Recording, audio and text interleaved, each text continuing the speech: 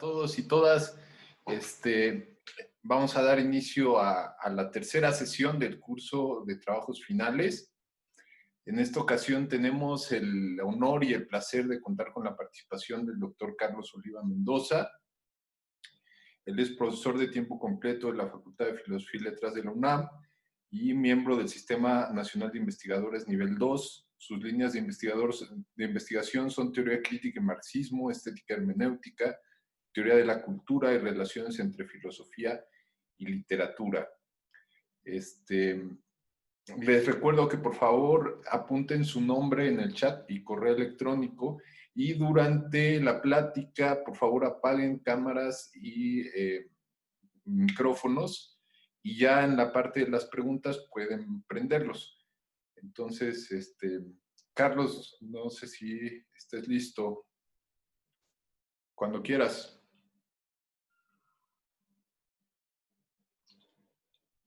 Gracias, Mario. Estoy listo, estoy listo. Bien, entonces. Bueno. Hola, muy buenas noches. Tengan todos y todas ustedes. Pues muchas gracias por estar aquí, para escucharme. Muchísimas gracias a Mario, que organizó este evento del Colegio de Filosofía y que me invitó. Me ha platicado un poco que las sesiones anteriores, y me hizo saber que en una primera sesión él expuso cuestiones técnicas y prácticas para llevar a cabo un ensayo, que es el objetivo de este pequeño curso, y que Carlos Vargas, que me antecedió, fue más específico sobre este asunto de la redacción del ensayo y el trabajo del ensayo. En ese sentido, yo estuve pensando qué hacer durante la semana y decidí hacer una especie de ejercicio público aquí para profundizar aún más en un ejemplo, ¿no?, de cómo se puede hacer un ensayo, cómo procedo un poco yo para hacer un ensayo filosófico, nociológico, y lo quisiera compartir con ustedes. Espero ser breve para que ahondemos en lo que yo vaya a exponer. Si ustedes tienen alguna pregunta, algún comentario, alguna sugerencia, algún otro modelo que quieran brevemente exponer o alguna derivación de lo que yo diga. Pues bueno, ahora me estoy acostumbrando a usar esto, y entonces hice un pequeño esquema, una serie de esquemas para que podamos seguir esto. Entonces voy a proyectarlo, voy a proyectar mi pantalla y voy a proyectar esto pues para yo mismo guiarme, ¿no? Cuando yo estoy frente a, a los estudiantes y las estudiantes, generalmente en la Facultad de Filosofía y Letras, yo uso mucho el pizarrón. Es como un recurso primario mío que me ayuda muchísimo, entonces pues lo voy a sustituir con estos esquemas, ¿no? Cómo escribir un ensayo filosófico, ¿no? Un trabajo final, creo que se llama un poco el curso. Entonces yo voy a hacer un ejercicio, ustedes tomen nota, cualquier duda que tengan o cualquier comentario, y pues ese es el objetivo, ¿no?, que lo discutamos al final. Miren, voy a trabajar sobre esta escena, que es una escena final de una película muy alabada por la crítica cinematográfica, del director japonés Ozu, una película de 1921, no sé si esa fecha es correcta o si hay cometido una errata. Se me hace demasiado pronto. Si es una errata la voy a corregir. Pero la película se llama Cuentos de Tokio, ¿sí? Vean la escena, ¿no? Lo que me propongo aquí es que ensayemos sobre esta escena como una idea mínima, rápida, para después trasladarla a nuestro objeto de preferencia en el discurso filosófico actual, qué es el texto. Entonces, vean esta escena, ¿no? Por un breve momento, qué elementos hay, cómo podrían ensayar sobre ella, ¿no?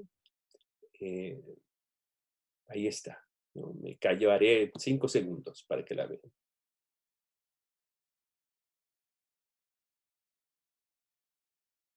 ¿Sí? Bueno, vamos a regresar a ella, ¿no? Yo quisiera proponer 5 elementos de observación, ¿sí? La inclinación y la verticalidad del cuerpo, ¿no? Que hay en los dos personajes, que es una cuestión quizá no tan rápida de ver, pero en una observación no tan detenida vemos que los cuerpos están inclinados. Los contrastes del color, ¿sí? El hombre viejo viste de negro y ella viste en tonos mucho más claros, aunque es muy interesante el contraste de la falda, ¿no? Que sin ser un tono negro es un tono oscuro. La diferencia que hay de las alturas en la toma que se hace. Y ya en una observación más detallada, hay una sombra en la pared que está al fondo, hay una sombra que no sabemos de dónde viene, ¿no? Lo que vemos es que ahí hay una sombra, ¿sí? Y algo que es obvio, es evidente, pero que me parece que es tan perturbador que lo estamos negando una y otra vez, pero regresa a nosotros, es el cableado de fondo, ¿no? Los cables que están en el fondo, ¿sí? 5 elementos que destacables, ¿no? Que destacan por lo menos a mi observación en un primer momento. Podríamos hacer la descripción de cada uno de los elementos, ¿sí? Yo me voy a centrar en describir uno, ¿sí? En describir uno. Pero podríamos hacer la descripción de los 5 elementos. Voy a describir el primer elemento, ¿no? El de la inclinación. Y escribí un pequeño texto. Lo leo. Ambos cuerpos se encuentran sobre sus pies en una posición corporal que tensiona artificialmente al cuerpo. El dominio de tal postura la naturaliza. Los cuerpos se inclinan artificialmente, pero consiguen un dominio tal que dan una sensación de verticalidad y resistencia más allá del cuerpo. Sin embargo, hay 2 elementos externos al cuerpo que nos dan, no de forma plenamente consciente, el conocimiento de que existe una inclinación. El calzado, que está hecho para facilitar ese ejercicio permanente de la inclinación, y los cables de luz que muestran en el espacio las inclinaciones del cuerpo, ¿sí? Entonces me he detenido en el elemento 1, podría describir los otros, pero me detengo en el primer elemento. Entonces vean, hay una inclinación de los cuerpos y, bueno, dentro de esta cultura es una postura recurrente, ¿no? Recurrente, parte de un proyecto básicamente civilizatorio. Y sin embargo nos damos cuenta de esto por 2 elementos externos que lo marcan. Si se fijan en los pies, en los pies, estos zapatos están hechos, son una especie de tecnología justamente para facilitar ese movimiento y poder recargar, ¿sí? Sobre los dedos de los pies el cuerpo. Y es un ejercicio tan recurrente que tienen una gran naturalidad, ¿no? Al hacer este movimiento artificial. Y el segundo elemento que es muy interesante es el cableado, ¿no?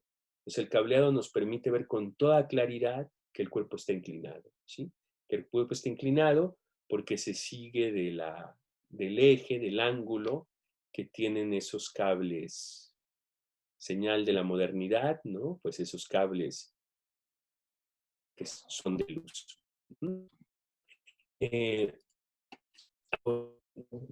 Después de esa primera observación de ese fenómeno, podríamos empezar a hacer esto que nosotros llamamos eidos, ¿no?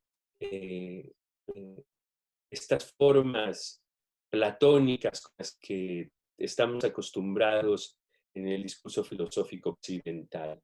Una primera nos recuerda ese estado de eyección, ¿no? El famoso estado de eyecto del ser humano. O sea, el ser humano tiene una posición muy artificial frente a todas las otras formas animales.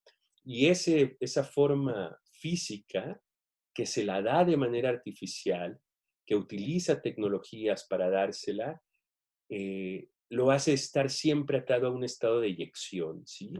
Sí. Y ese estado de eyección es lo que nos hace pensar generalmente en nuestra vida como un proyecto, ¿no? O sea, nuestra vida es proyectiva. Tenemos una idea de que nuestra vida tiene que contener un proyecto. La segunda descripción, la descripción de la descripción del contraste del color, ¿sí? Es una indicación fenoménica de la idea del tiempo, ¿no? Y la edad, ¿sí? Ajá. Esto es los colores oscuros, los colores apagados, los colores que palidecen y finalmente los colores negros casan perfectamente, ¿no? Con el hombre de edad avanzada y con el transcurso del tiempo.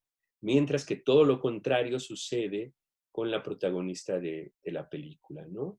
Que se encuentra en la edad de madurez, ¿sí? Y que hay un juego ahí analógico con los colores. Y después algo que es muy interesante son las alturas, ¿no? O sea, la foto está tomada de tal manera que ella destaca, ¿sí?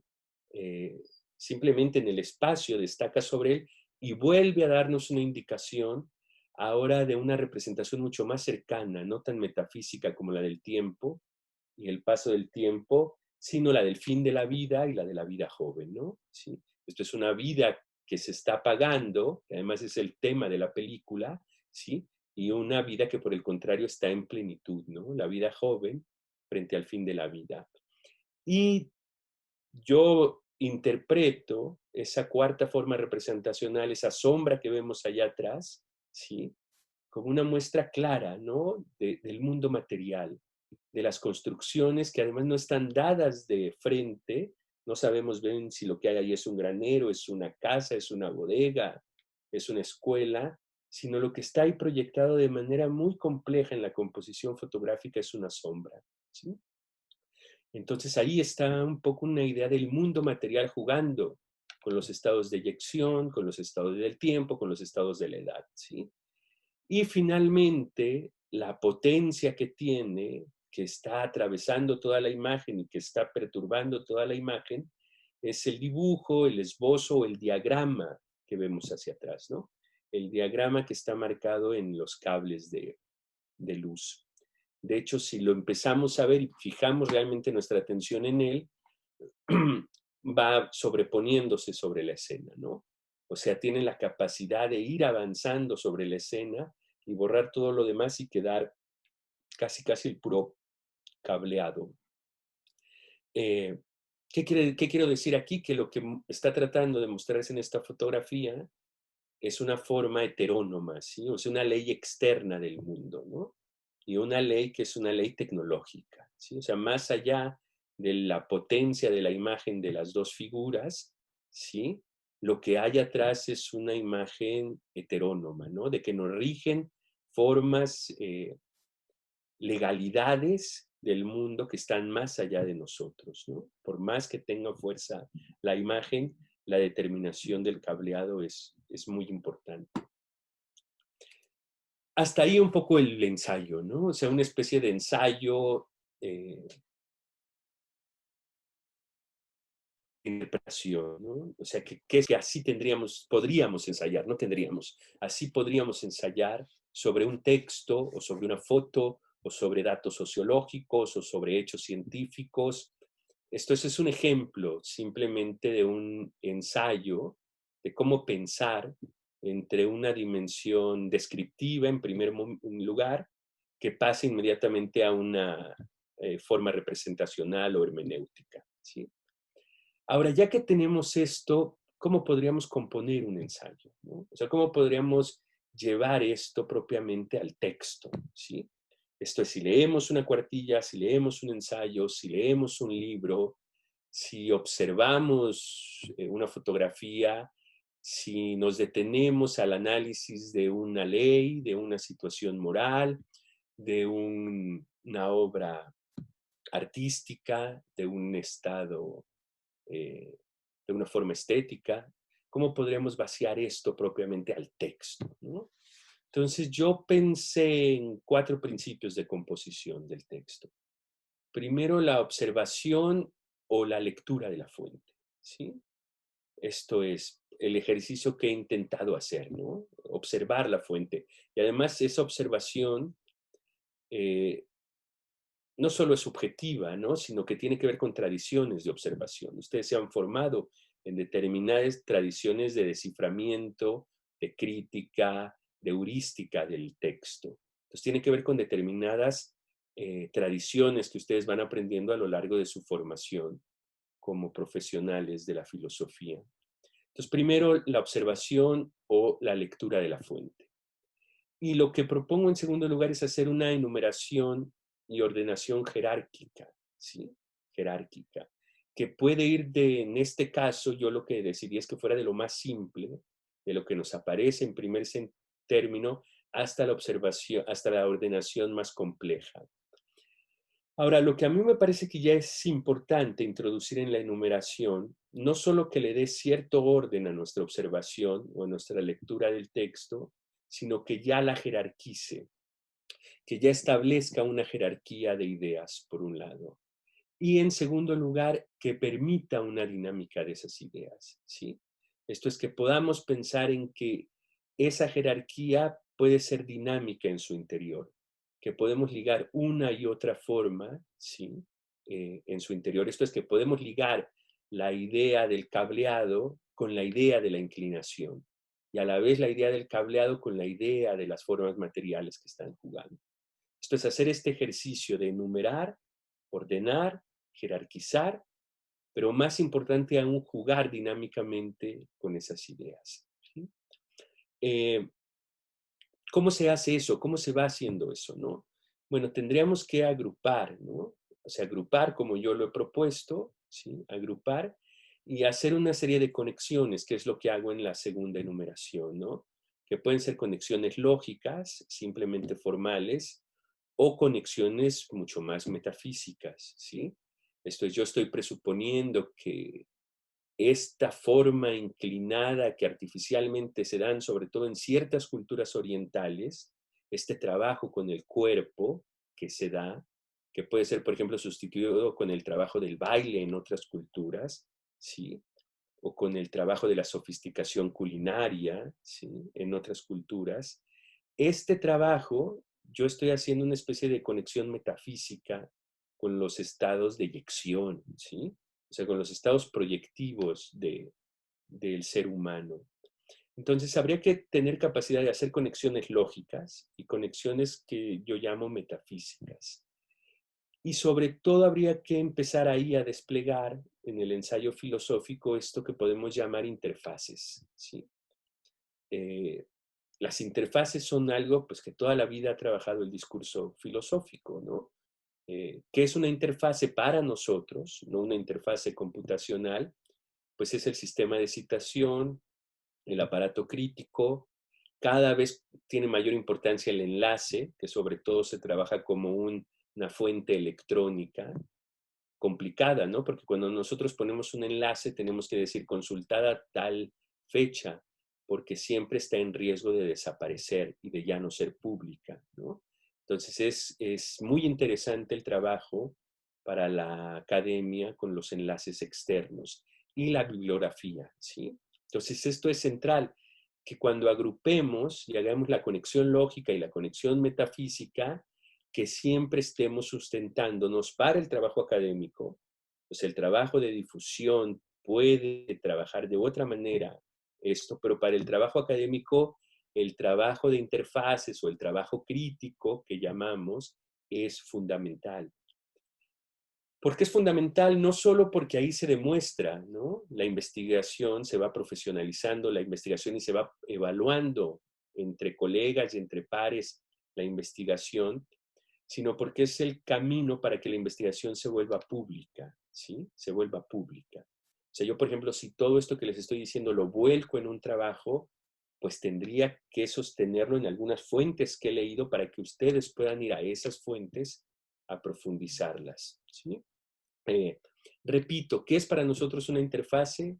El sistema de citación, ¿sí? O sea, por eso hay que poner el apellido del autor, por ejemplo, ¿no? O sea, no por una cuestión simplemente de jerarquías, ¿no?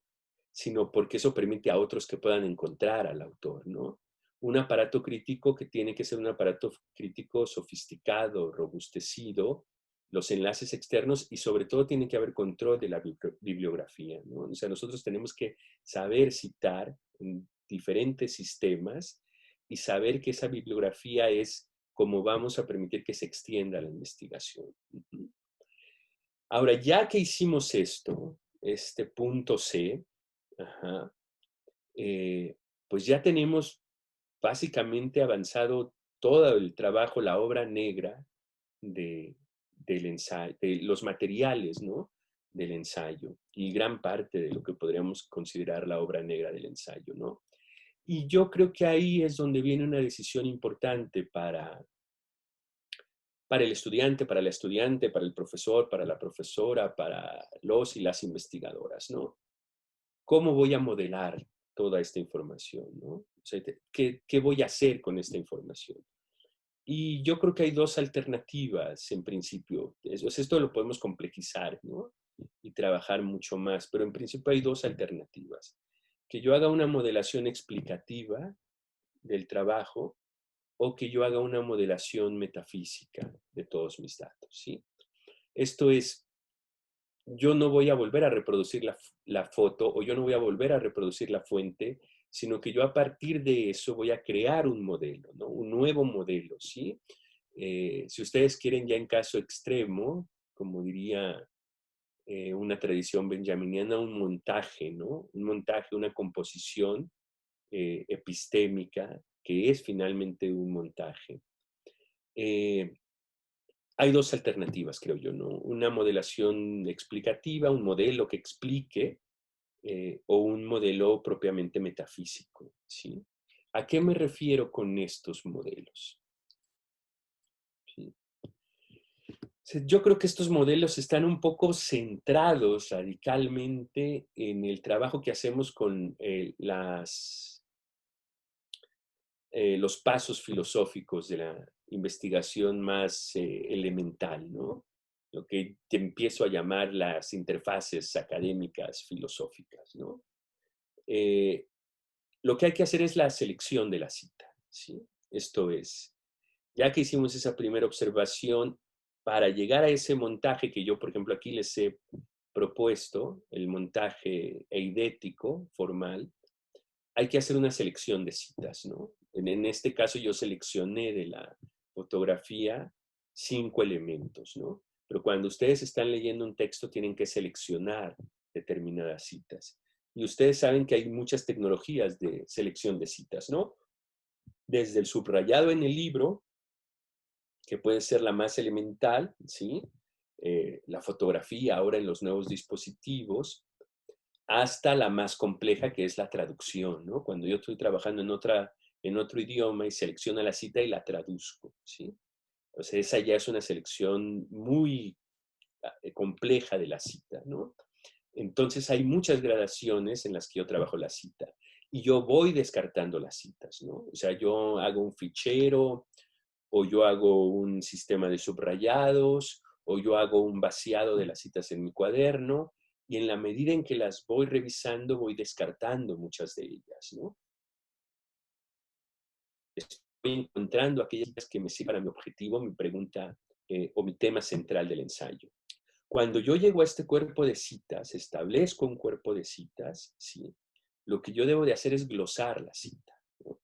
Y yo siempre he dicho que ese me parece el trabajo filosófico fundamental, ¿no? El trabajo de glosa. Porque lo que quiere decir la glosa es que yo tengo que explicar esa cita en otra forma, ¿no? Sí, o sea, poder cambiar las palabras y ver si esa cita se sostiene. Esto es, si atrás de la forma de la cita hay una idea con un rendimiento filosófico potente y que pueda articular todo un principio de verdad o de verosimilitud, ¿sí? Entonces, a mí me parece que ese es el centro del trabajo filosófico. Cuando yo tengo la cita y empiezo a pensar la cita y a ver si esa cita glosada, transformada, pues sigue diciendo lo mismo, sigue diciendo lo mismo. O sea, sigue conteniendo un núcleo de representación de la realidad que resiste, ¿no? Ser llevada a un ensayo propiamente, ¿no? O sea, ser desprendida de ahí. Eh, es lo que yo hago, ¿no? O sea, yo digo, a ver, los zapatos, sí, los zapatos, más allá de verlos como el calzado, hay que verlos como una tecnología muy específica, ¿no? Como una tecnología que por eso están hechos de madera, ¿sí? Por eso no están recubiertos, ¿sí? En esa temporada del año, porque permiten, e incluso obligan a que el cuerpo esté permanentemente inclinándose, ¿no? Entonces yo ahí selecciono un elemento y trato de ver en ese elemento, glosarlo y ver un principio tecnológico, ¿no? Igual que en la ropa, en el cableado, en la posición de las figuras, ¿sí? Ahí puede terminar el trabajo, ¿no? O sea, si yo termino ahí el trabajo, estoy en plena capacidad de hacer un modelo explicativo, ¿sí? Esto es, yo podría hacer un ensayo que su objetivo fuera explicar esa fotografía o explicar ese texto, ¿sí? Y ese es un trabajo muy importante dentro del saber filosófico, ¿no? Un trabajo que explica, que describe y que arma un hilo argumental correcto, ¿no? Y es un trabajo de difusión y de profundización fundamental para el trabajo filosófico. Y yo creo que siempre tenemos que estar decidiendo entre hacer modelos de explicación filosófica y modelos metafísicos propiamente. Entonces no hay que llegar a uno o quitar el otro. Ambos son dos formas necesarias de la filosofía. Ahora, después de que yo terminé la glosa, puedo pensar en otra forma de trabajar el texto, ¿no? De trabajar la fuente, que es algo que, por ejemplo, en este ejemplo yo ya no hice, ¿no? Yo pensaba hacerlo, pero dije, no sería demasiado tiempo, ¿no? Esto es a dónde puedo llevar esos 5 elementos que describí y que después traté de representar como formas, a dónde más los puedo llevar, ¿no? A qué sistema los puedo decantar.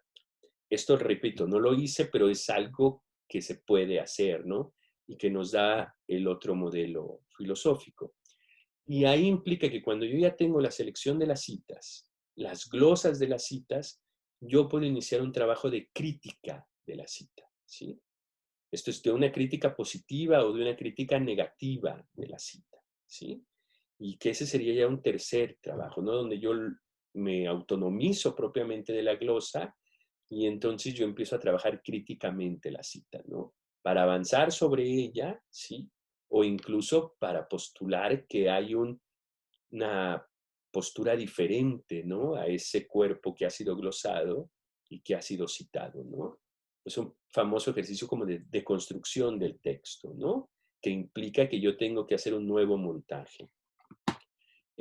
O puedo no hacerlo, puedo quedarme simplemente en la deconstrucción del texto.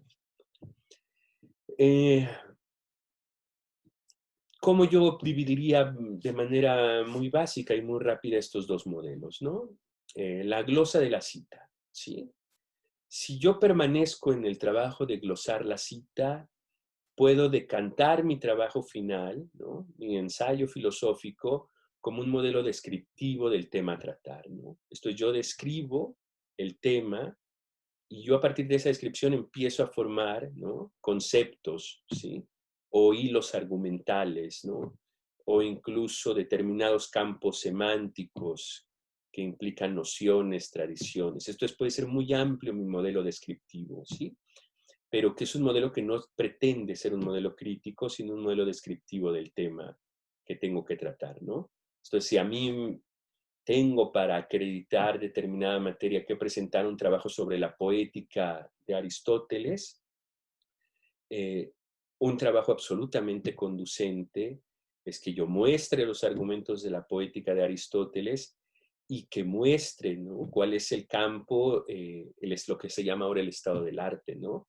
cuáles son las discusiones sobre la poética de Aristóteles, las principales o las que a mí me interesan, dónde se encuentra la investigación en ese momento y hacia dónde apunta la investigación histórica y hermenéutica sobre Aristóteles, ¿no? Entonces es un trabajo suficiente e importante dentro de la academia, ¿sí? Ahora, yo puedo, a partir de esa glosa de citas, pasar a un modelo formal, ¿no? A un modelo mucho más formal, incluso de formalizaciones lógicas, ¿sí? Y que ahí ya entro en un campo explicativo mucho más especializado, ¿no? Yo ya dirijo mi trabajo no hacia un público general, ¿no? Interesado en las humanidades, que conoce las humanidades, sino ya un público especializado que formaliza y entonces puedo ahí hacer mi trabajo.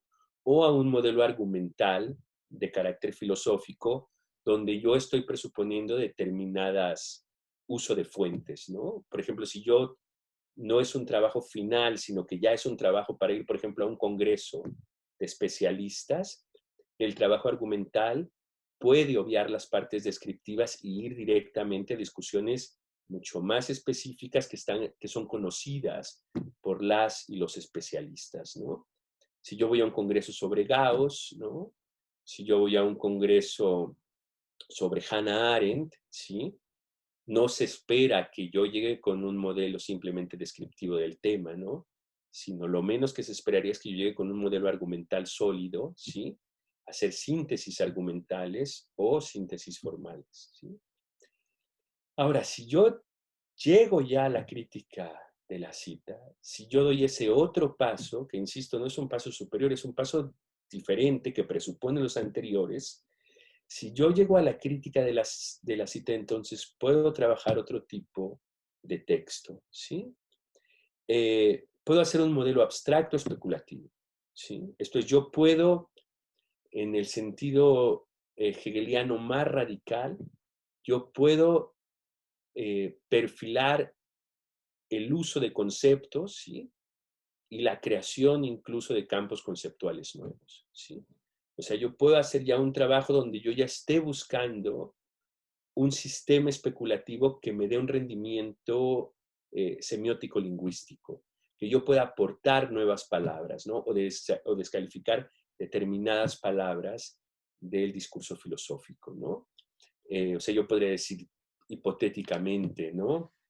Eh, el tema de Dios no es un tema filosófico, ¿no? Yo podría decir especulativamente, ¿no? El tema de Dios es un tema religioso y la filosofía lo toma, ¿no? Para hacer un tratamiento, pero no es un tema que propiamente de la posibilidad de un ataque filosófico, es una hipótesis, ¿no?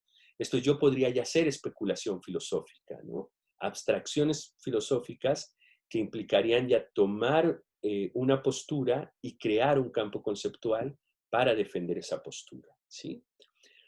Si yo hago la crítica de la cita, también puedo hacer un modelo no abstracto especulativo, sino un modelo trascendental o formal, ¿sí? Esto es preguntarme no por qué son las cosas, que es lo que yo estoy haciendo en los modelos abstractos, especulativos. Yo me podría preguntar qué es Dios, ¿no? O qué son las deidades, ¿no? Y decir, bueno, son una forma espiritual de la cultura, ¿no? ¿Sí? O son entidades subjetivas, culturales, ¿sí? Dentro de la filosofía yo tendría que tomar determinadas posturas y generar un concepto, así como Leibniz genera su concepto de Dios y Aristóteles hace una idea de Dios como primer motor, y Spinoza, y así como Kant dice, ese concepto hay que ponerlo entre paréntesis, porque propiamente no es un concepto que pueda ser trabajado dentro de la epistemología filosófica, ni de la moral incluso, sino como tesis, ¿no?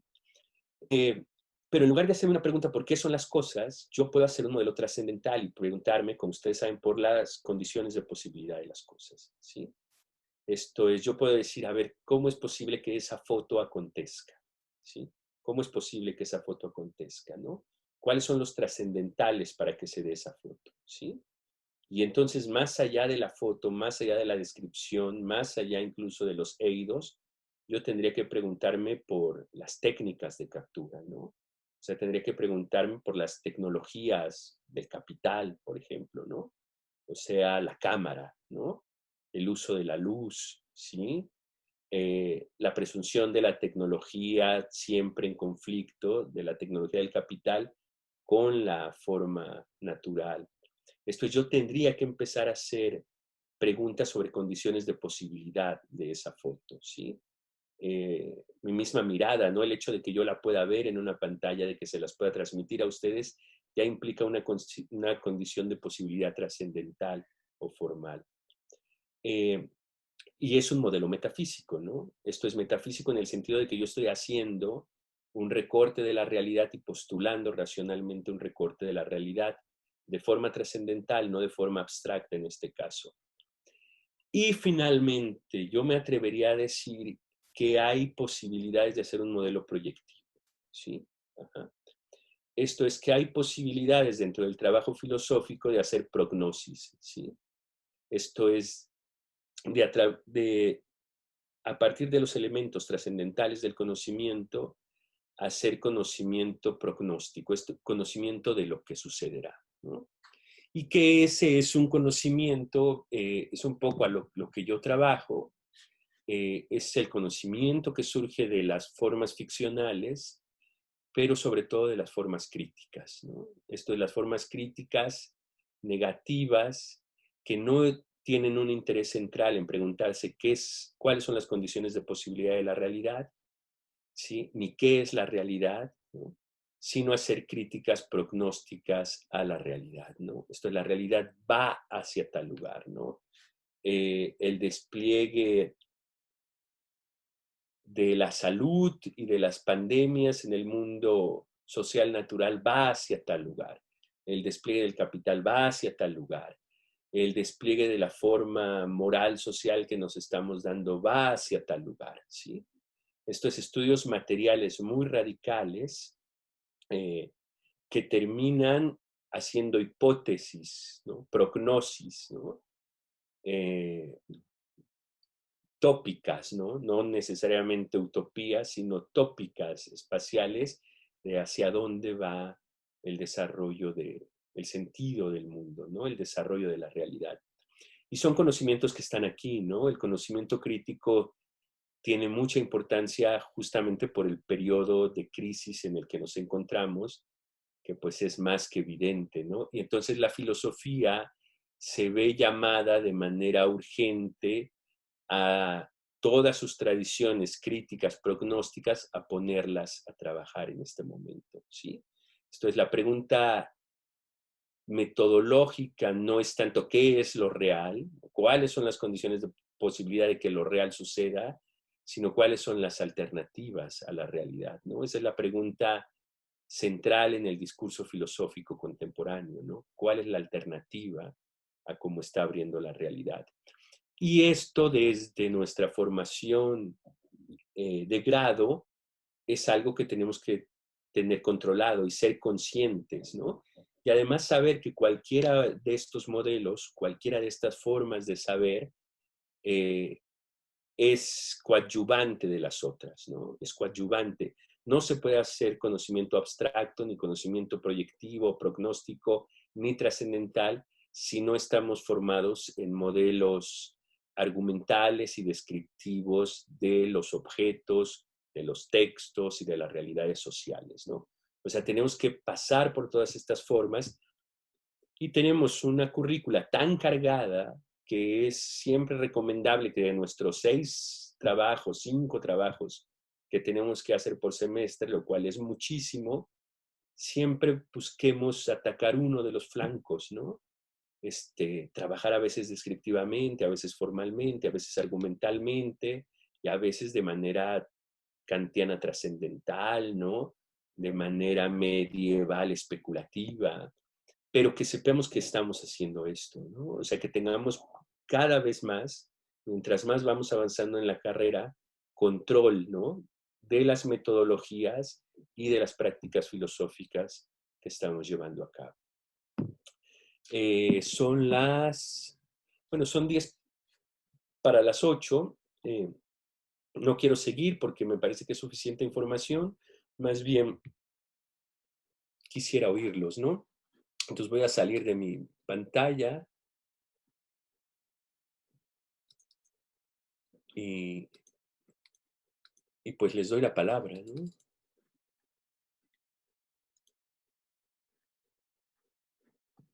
Bien, bueno, muchas gracias, Carlos. Me parece un excelente despliegue formal y metafísico, ¿no? Ahora sí que muy interesante me parece, la preparación de los alumnos para el aspecto profesional y a fin de cuentas real de la filosofía, ¿no? De lo que puede ser realmente la filosofía, que ya lo vayan haciendo desde que están haciendo sus trabajos finales, ¿no? Entonces, muchas gracias, Carlos. Pasamos a las preguntas.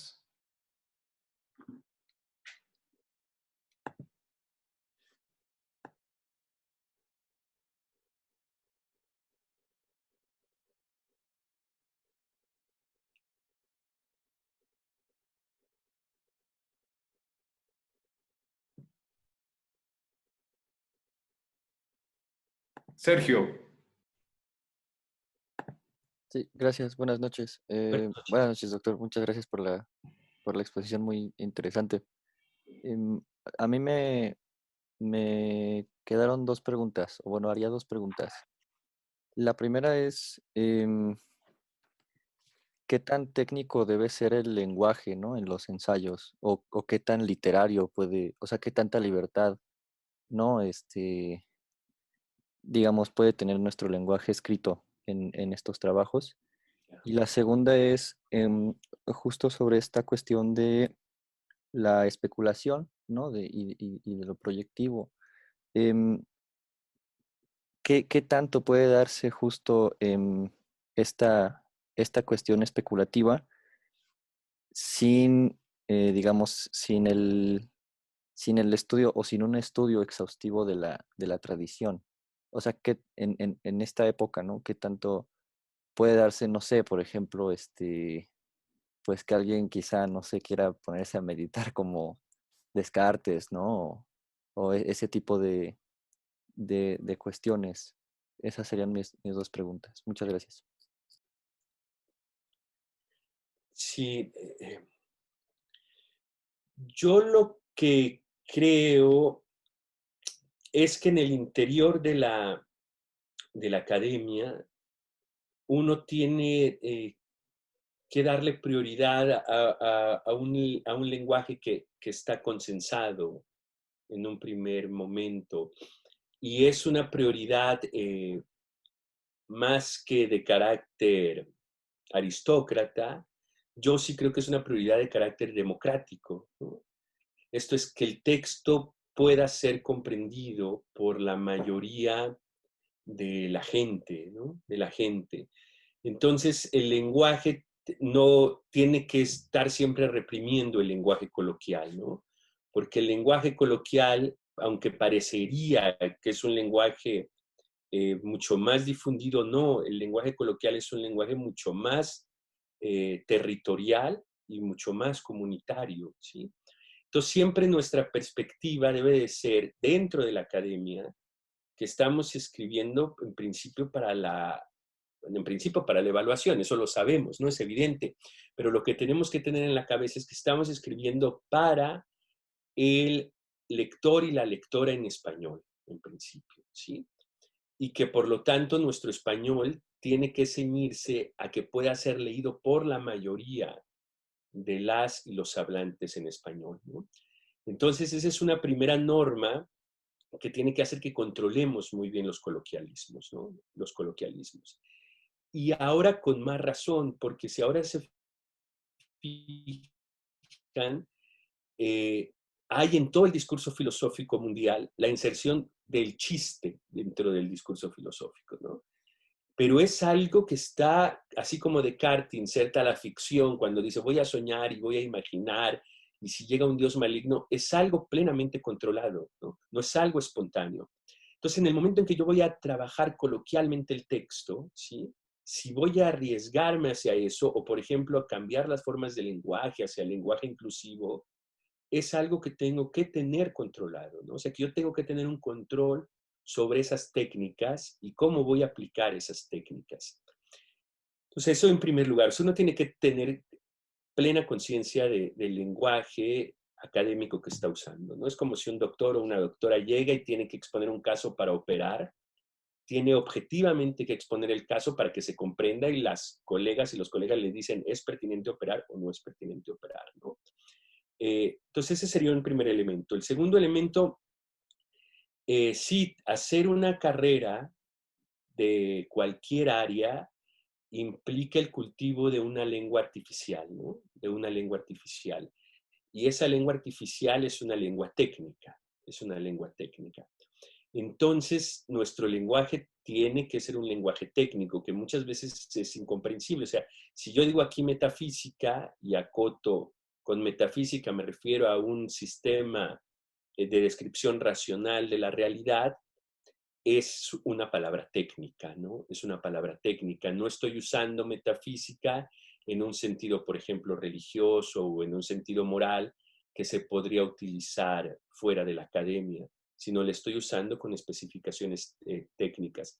Entonces, el lenguaje artificialmente tiene que adquirir esta característica técnica en su campo semántico, en su uso, y eso es algo que hay que hacer, ¿no? Y ustedes saben, tienen profesoras y profesoras que tienen criterios diferentes, ¿no? Algunos profesores son muy estrictos en una formación técnica muy radical y otros profesores, incluso por los temas que tratan, permiten, ¿no?, que haya una especie de trabajo crítico de la propia jerga técnica, ¿no? Yo, por ejemplo, ahí recomendaría mucho a Adorno, ¿no? Como Adorno critica la jerga técnica en sus trabajos. Quizá en algún momento le daré a Mario para que suba una bibliografía más especializada sobre este debate, pero a la vez Adorno, del otro lado, es un pensador que uno necesita manejar la jerga técnica para poder comprenderlo. Una última observación sobre eso es que el campo laboral de las filósofas y los filósofos es un campo como el de la mayoría de los humanistas y las humanistas muy acotado, cada vez más acotado. O sea, la academia tiene una crisis de inserción en el campo laboral real. Entonces, yo creo que las filósofas y los filósofos, a la vez que están haciendo la carrera, tienen que estar dominando técnicas de difusión del saber de la filosofía, ¿no? Y para esto tienen que estar jugando en plataformas de redes, en periódicos, y estar moviendo el discurso filosófico a públicos más amplios. Porque eso se empieza a volver un poco de vida o muerte para nuestro futuro laboral, ¿no? Nuestro futuro laboral. Entonces eso no hay que perderlo de vista, ¿no? Que yo a la vez debo de ser capaz de todo ese lenguaje técnico, ponerlo entre paréntesis y poder difundir el conocimiento filosófico a través de una jerga no necesariamente técnica y artificial. Entonces, bueno, son muchos retos, ¿no?, los que implica el estudio de las humanidades en la actualidad. Y la otra pregunta es muy compleja, ¿no? Es muy compleja. Fíjense que nuestro plan de estudios tiene mucho tiempo sin reformarse, y es un plan de estudio que tarde o temprano tendrá que reformarse de manera radical, ¿no?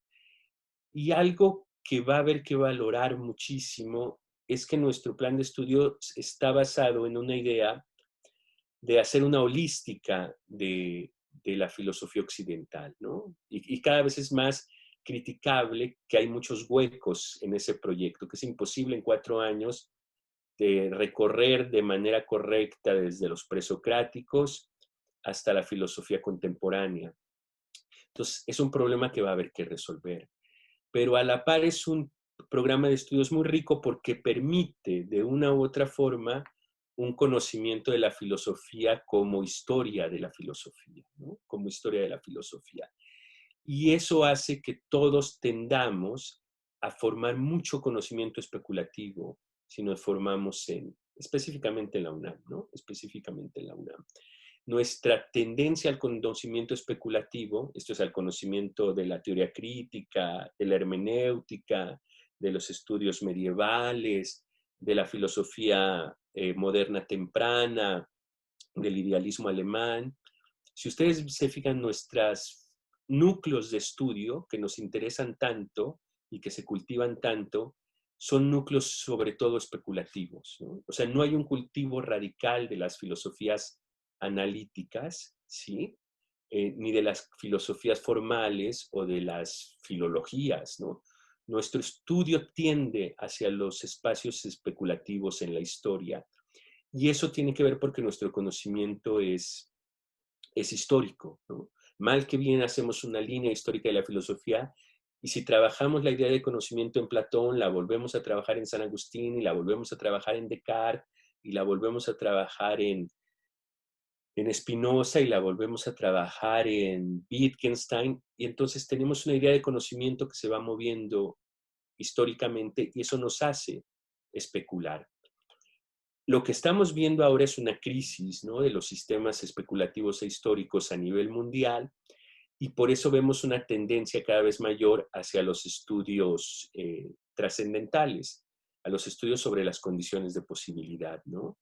Y eso tiene que ver con la lectura de nuevas tradiciones, ¿no? Se empieza a leer mucho a la tradición sajona de filosofía, a las filósofas sajonas, se lee mucho otra vez a las filosofías italianas, y empiezan a llegar otras filosofías, las filosofías orientales, que son filosofías mucho más apegadas a estudios formales, que no necesitan un desarrollo histórico necesariamente.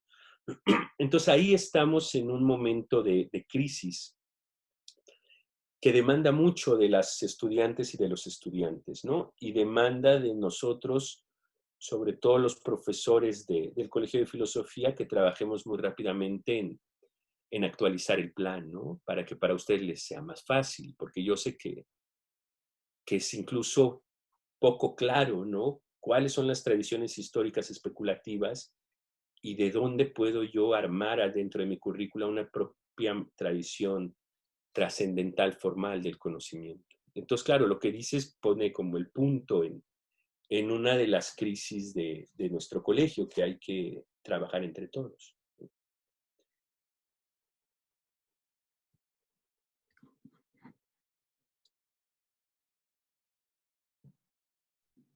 Fabián. Buenas noches, profesor. Este, Pensando en el modelo proyectivo que pues, usted describe, ¿no? Creo que con mucho detalle, más que al menos yo lo entendí más que los otros modelos, en el sentido de que pues plantea, ¿no? Ciertas nociones pues ya para desarrollar como unas alternativas a la realidad imperante, ¿no? Mi pregunta es si justamente, ¿qué consejo da, bueno, a uno que desde la filosofía, para recuperar justamente recursos de otras áreas, como que pues evidentemente por cuestiones evidentes desconocemos, ¿no? Construcciones que pues no hemos estado que no son tan propias como, digamos, cercanas a otras áreas de estudio como la etnología, la antropología, sociología, ¿no? Incluso dependiendo del área de interés, pues de la física, de la biología, no sé. Pues, ¿qué podría recomendar usted, no? Para aquellos que, pues, parece que nos movemos solamente dentro del universo metafísico, porque pues, al final de cuentas pienso que justamente la ventaja, no sé si por desgracia o por fortuna, es que pues, el saber filosófico no pretende dar respuestas últimas, ¿no? Como todas las otras ciencias o áreas de conocimiento. Gracias, Fabián. Sí, sí, tienes toda la razón, sí. Sí, me quedé pensando en lo último que decías, que en efecto la filosofía occidental un poco si uno ve su historia, parecería que ha vivido, sobre todo la filosofía académica, en un exilio muy complejo, ¿no? Muy, muy complejo, que le ha ayudado al no tener un compromiso inmediato con el despliegue laboral, o con el despliegue mercantil, o con el despliegue del poder, o con el despliegue ritual. A la filosofía académica le ha permitido cultivar, ¿no?, de manera radical y a veces de manera clara todas estas tradiciones, ¿no?, internas de pensamiento. Y eso ha sido muy importante para el establecimiento de las academias filosóficas. De hecho, incluso se sabe, ¿no?, que no puede haber una universidad si no hay propiamente una carrera de filosofía, ¿no? Porque el eco que está atrás es que la carrera de filosofía lo que implica es el saber pensándose a sí mismo, ¿no? Es un saber que no tiene la obligación de salir a ofrecer una mercancía, sino un saber que hace crítica interna y que se vuelve paradigmática de cómo todo saber tiene que tener un momento de crítica interno. Yo creo que un poco la crisis actual es porque están desfondados incluso los presupuestos en el mundo para las humanidades, ¿no? Para las humanidades. Entonces, claro, por esto la filosofía tiene una especie de demanda mundial de salir a exponer sus productos, ¿no?, y de entrar al campo del debate público. Y lo que es curioso es que la filosofía tiene muchas herramientas. Esto es su trabajo interno de reflexión, ¿no?, como diría Kant, de las dos facultades, la del entendimiento y la imaginación. Su trabajo interno es tan potente, y además el trabajo con el libro, que es una mercancía tan potente, o sea, un hecho civilizatorio tan potente, que cuando el filósofo o la filósofa salen, tienen capacidad de trabajar con otros materiales, ¿no? Entonces ahí estamos, ¿no?, en esa situación de crisis. Pero lo que tú dices, claro, nos indica que no solo hay que salir a la crisis cuando se acaba la carrera y cuando no hay trabajo, etcétera, etcétera, sino que hay que estar un poco preparados para estas formas del conocimiento que yo llamo prognóstico o proyectivo, ¿no? Esta crítica muy especial que para mí es la crítica que funda e inaugura de manera muy sofisticada Marx, ¿no? O sea, Kant está también ahí atrás y están todos los modernos tempranos, pero el que está ahí es sobre todo Marx.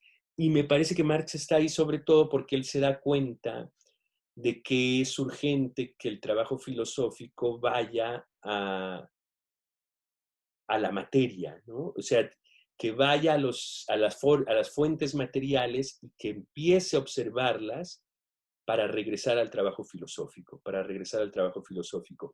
Esto es, además se da cuenta porque es un exiliado de la academia y nunca puede entrar a la academia, ¿no? O sea, también es un poco accidental, igual que Benjamin, igual que determinado momento de Heidegger o Wittgenstein, ¿no?, o muchísimos pensadores y pensadoras.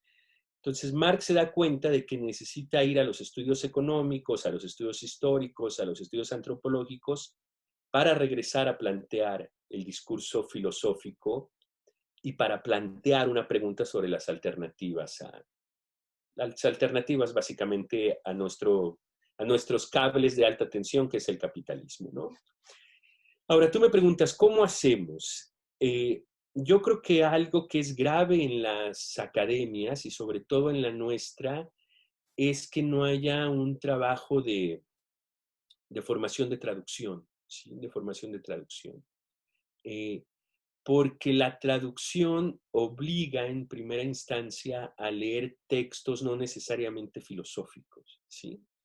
Entonces la traducción obliga a trabajar el lenguaje como materia, para empezar, o sea, no de manera especulativa y abstracta, sino a trabajar el lenguaje como una materia y a través de esa materia acercarse a otros universos, el de la ciencia, el de la antropología, el de la literatura, el de la poesía.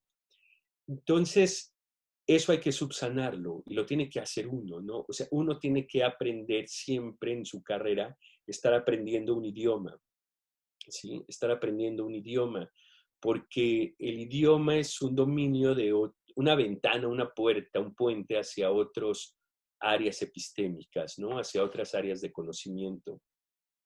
Y curiosamente ahora estamos en una situación favorable porque lo que sí se ha sofisticado son los cursos de idiomas a través de las redes. Y hay cursos muy buenos ahora a través de las redes, ¿no? Y se acabó el problema de que uno iba al CELE de la UNAM y no encontraba lugar, ¿no? La UNAM está montando muy buenos cursos de idiomas. Y con esto del confinamiento, que parece que puede ser un transconfinamiento, o sea que acabando este virus puede venir otro, y otro, y otro, y otro, yo creo que hay que pensar en estar aprendiendo un idioma, ¿no? O sea, estar aprendiendo un idioma. Entonces, la primera puerta, yo creo que es trabajar un idioma para acercarse a otros campos, y la segunda es la lectura de literatura, ¿no? La lectura de literatura.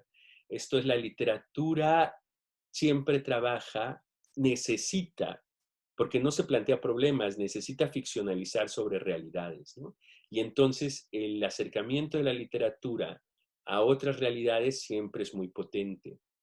A través de esas dos puertas, uno casi de manera inercial, natural, va al conocimiento más especializado, ¿no? O sea, si uno lee una buena novela sobre cristianismo, sobre la Revolución Francesa, sobre el cine, etcétera, casi de manera natural uno empieza a buscar literatura para empezar a formarse. Entonces, esos puentes que están en crisis, esos puentes hay que rearticularlos nosotros. Entonces, yo lo que recomendaría es que no pierdan de vista estar aprendiendo una lengua a la par que hacen la carrera y forzarse, ¿no?, a trabajar textos en esa otra lengua cuando están haciendo trabajos finales. Aunque sean textitos, aunque sea la Wikipedia, cuando ustedes tengan que hacer un trabajo sobre la idea del mal en Hannah Arendt, que lean lo que dice Wikipedia en español y lo que dice Wikipedia en otra lengua que ustedes empiezan a trabajar, en italiano, en alemán, en inglés, etcétera. O sea, que se vayan acercando a esos otros enfoques y verán cómo se enriquece de manera natural su conocimiento, y en efecto van a apoyar esa forma de conocimiento prognóstica, porque la filosofía proyectiva, prognóstica, crítica, ¿no?, como proyecto crítico ya, es una filosofía que depende radicalmente del trabajo con los materiales, ¿no?, con la materia, ¿no?, y que siempre tiene que poner entre paréntesis la especulación y ir al campo material, que era un poco lo que yo intentaba jugar con la foto, ¿no? Porque pensé, voy a poner una cita y voy a trabajar una página aquí, pero dije, a ver, ¿por qué no intentamos hacerlo con una materia que es esta fotografía, ¿no? Y ver hasta dónde nos lleva la foto.